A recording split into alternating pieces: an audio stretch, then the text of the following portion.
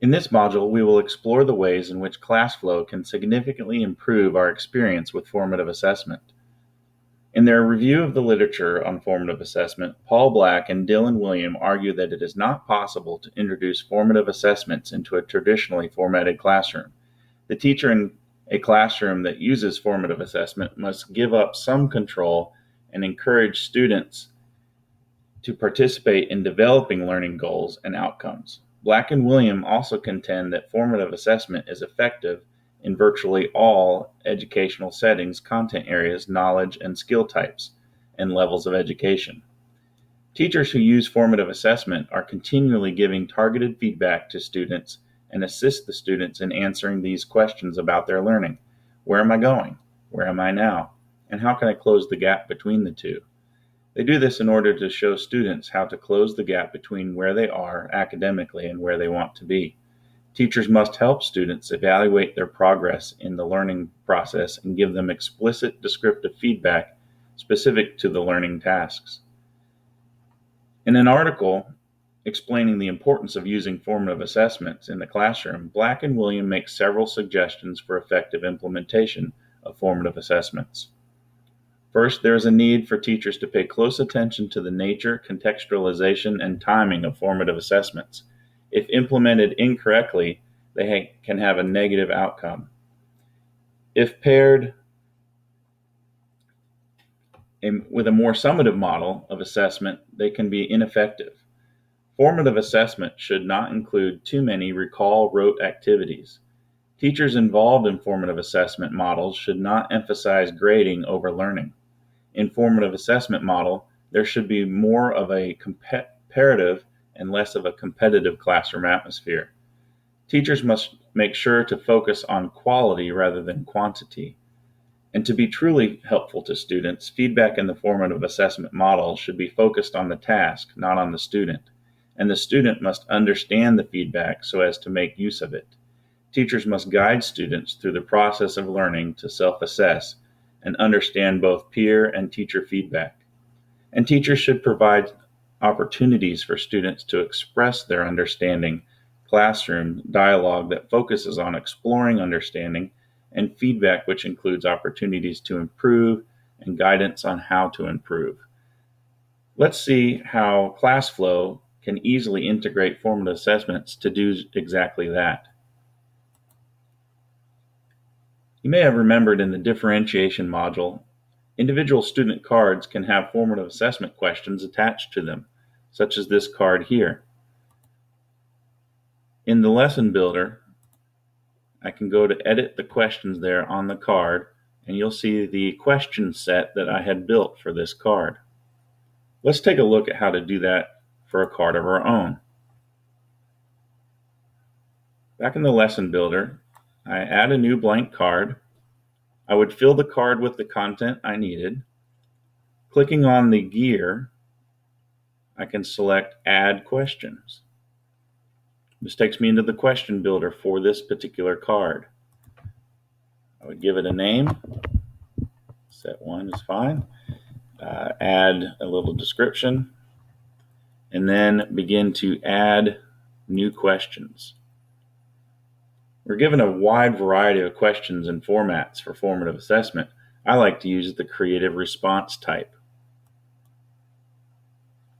This allows an open-ended and constructive question where students are able to use higher order Bloom's strategies to develop their answer. I would put the question in the question box here. If it had a reading passage, I could include that. And then this will provide the students with a blank question card, almost like a whiteboard, with which they can use to add text, pictures, even photographs that they use their camera for to submit their response. Save that question and then exit back to the builder. And now you'll see my blank card now has a little indication that there are questions attached. All right, so that is how you can easily add question sets to the card. But what if we're not using ClassFlow to present our lesson? What if we're on the internet using a formative tool like this, where the students can interact, or maybe it's another informational page, and I'm using ClassFlow Desktop, which I have right here, to deliver the instruction? What if I'd like to add an ad hoc question in this situation over a general internet display? With ClassFlow Desktop turned on and classes started and students joined, I can use the ring and select the ad hoc question icon, which brings up a slightly shorter question set, and I can select the item, verbally say the question, and now the students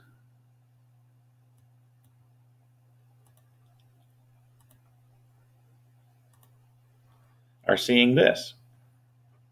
The question that I asked, a yes/no response.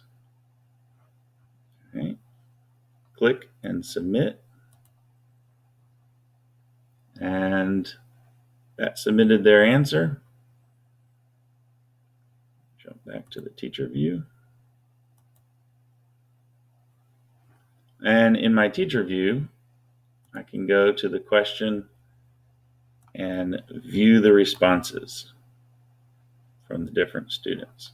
If I need to, I can show their names, but generally in front of the class, I might not.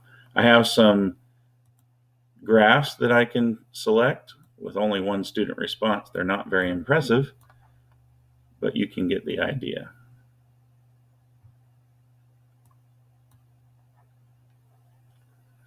Okay, when that is done, slip out of here. Oh, need that back. And go back on with the presentation. When all of that is done, I'm going to end my class session. Back in ClassFlow, I can exit my lesson builder and go back to my dashboard of classes. And when I select my class, I have a listing of all my recent assessments that I've completed, which gives me the ability to look at my formative assessment and tailor my next lesson. So I hope you see how easy it is to add formative assessments to the instruction you are delivering. We'll take a look at building more advanced lessons in future modules.